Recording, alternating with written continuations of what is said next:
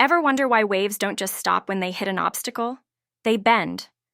This fundamental phenomenon, the bending of waves as they pass around the edges of an obstacle or through a narrow opening, is called diffraction.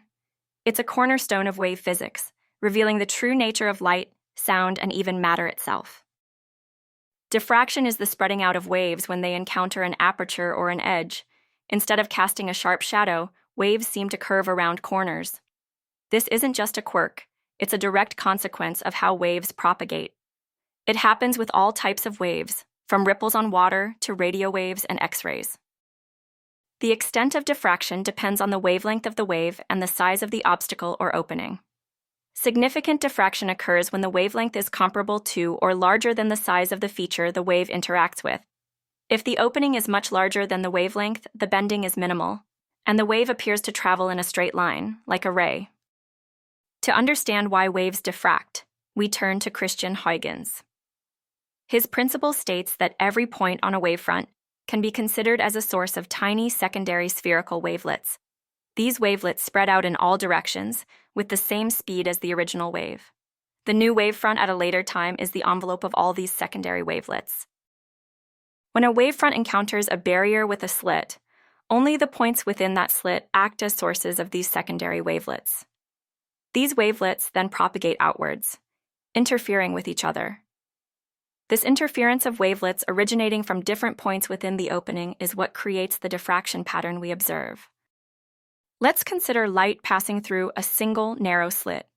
If light behaved purely as particles, we'd expect a bright band the exact width of the slit with sharp edges. But that's not what happens. Instead, we see a broad central bright band, much wider than the slit, flanked by alternating dark and bright fringes that become progressively less intense. This pattern is explained by the interference of Huygens wavelets originating from different points across the slit. Light from one part of the slit can interfere destructively with light from another part, creating the dark fringes. Constructive interference creates the bright fringes. The first dark fringe appears at an angle where the path difference between wavelets from the top and bottom edges of the slit is exactly one wavelength. Now, what happens with two slits? This is where things get even more fascinating.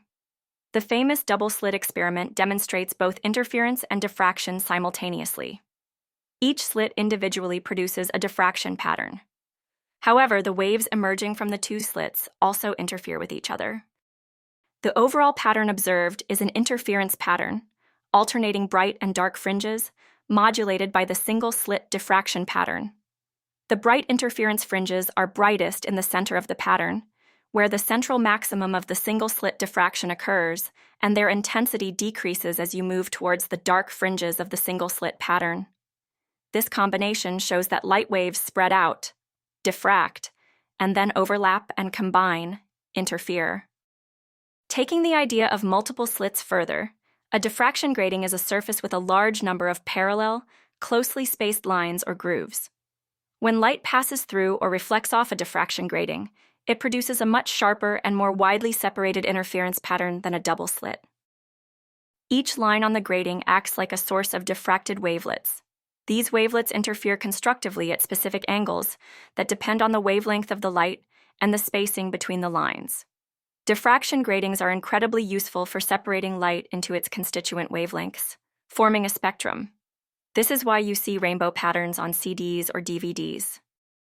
Diffraction isn't just a lab curiosity, it has widespread applications. Spectrometers use diffraction gratings to analyze the composition of materials by examining the light they emit or absorb. X-ray diffraction is a powerful technique used to determine the atomic and molecular structure of crystals, revealing how atoms are arranged in solids. Electron diffraction is used in electron microscopes to study the structure of materials at the nanoscale.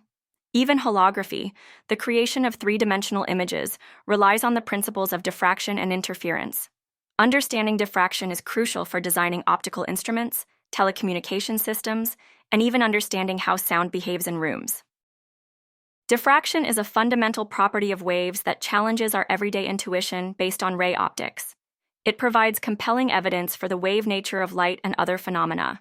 Studying diffraction helps us understand the limits of resolution in optical instruments, like telescopes and microscopes, because diffraction causes light to spread out, blurring fine details.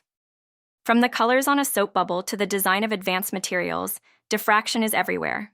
It's a beautiful demonstration of how waves interact with their environment, shaping the world around us in profound ways. Mastering the concepts of diffraction is essential for anyone delving deeper into physics, engineering, or material science.